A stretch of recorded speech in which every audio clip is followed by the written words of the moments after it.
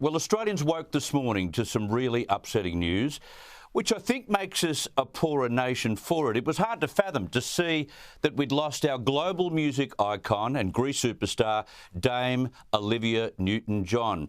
From that starring role as Sexy Sandy to her top-of-the-chart pop hits and live performances at some very crucial Australian events, Olivia Newton-John was always there, always smiling, always our favourite international ambassador.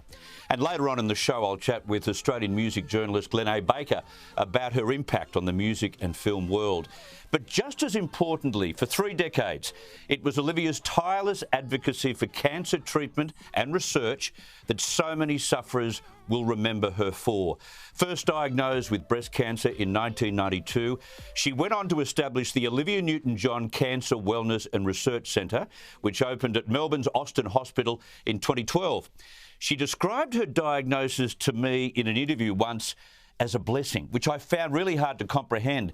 But in hindsight, when you consider the impact her legacy had on tens of thousands of Australians and an army of scientists, it makes a great deal of sense now. Someone who knows firsthand how devoted she was in her work in this space is former Federal Health Minister Greg Hunt. Greg, thank you very much for your time. Hello, Chris.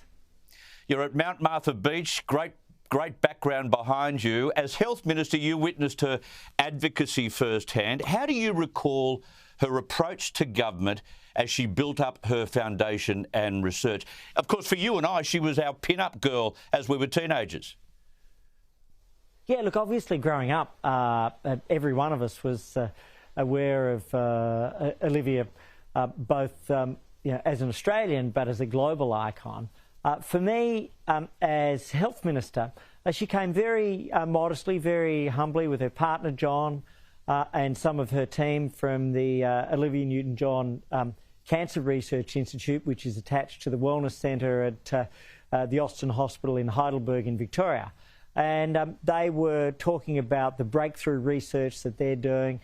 She was incredibly humble but positive. That's the thing, just what you saw in public, it was even more generous, more gentle, more humble, more positive in private. And I think that was something that I took away. And she advocated for medicinal cannabis research, genuine research, and the federal government funded $3 million through a competitive grants program, which we announced at her wellness walk. In 2019, she advocated for the work of the Institute, which was successful in winning a series of grants through the Medical Research Future Fund and the National Health and Medical Research Council. And that's actually an internationally leading institute in her name at the Austin Hospital, doing work on rare cancers, gastrointestinal, neuroendocrine tumours, all of these things. And but at the same time, here she was as this thriver, as she referred to herself, not survivor, as a cancer advocate. But then, I do remember my staff who were used to, very prominent people, prime ministers and ministers, and were never too fast. They said, "Oh, would you mind if we got a photo with Olivia at the end of it?" And 1 and 2 and 3. And then there were more people than I realised I had on staff who came in for the photograph. And they were just absolutely thrilled. They were very cool normally. They were just incredibly excited. There was just an aura of joy and beauty and positivity about her that radiated. And I guess that was her power, wasn't it? To handle such depressing news for so many Australians when they came to the research centre or the wellness centre and tried to search for treatment. Here was a woman driving this juggernaut who was up. She was always seeing the bright side of life. She was always glass half full, and that's exactly what this centre needed.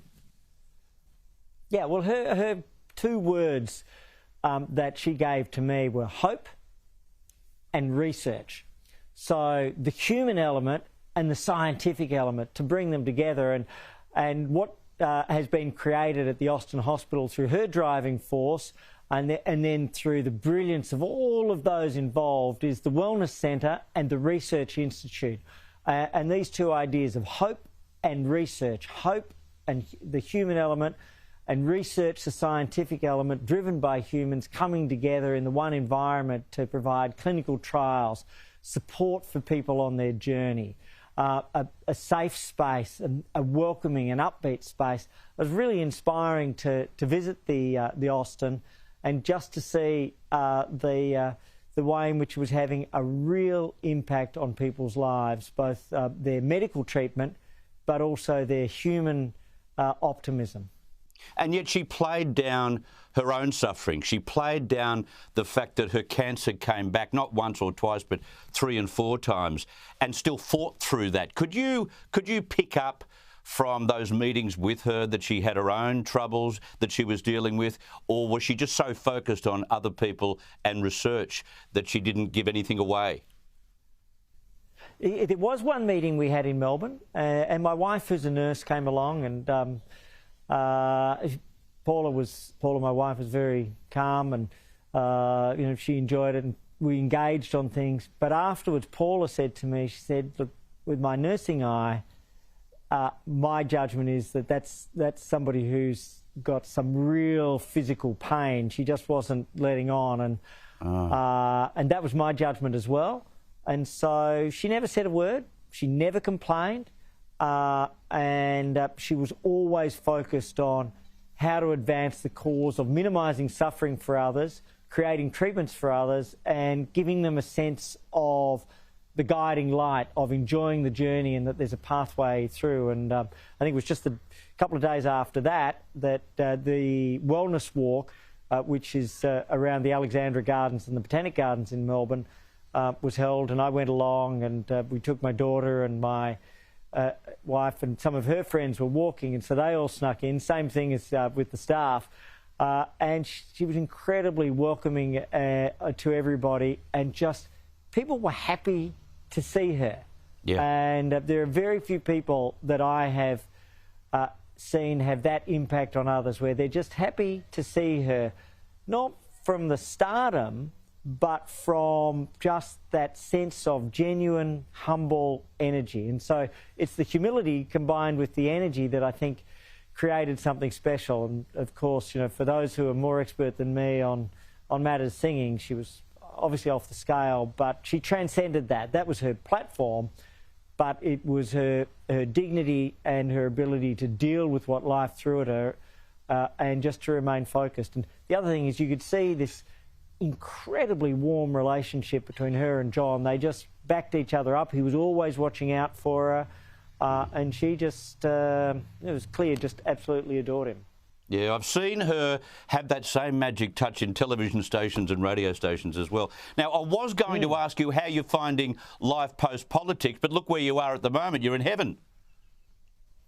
Oh, well, look, I'm viewing it as a 6-month sabbatical, where it's family and fitness and future, and then the future will be a mixture of one pillar academic, one pillar philanthropic focused on mental health, and then obviously some private work in the new business formation, that combination of things. But right now I'm putting the balance of my time into catching up at having been a failed dad and trying to improve that, working on the fitness, and trying to be home a little bit more, and there'll be much more out in the workspace across those 3 pillars as the new year starts. Yeah, it's a pivotal day for the life and achievements of Olivia Newton-John. Thank you very, very much for being part of that tonight. Thank you.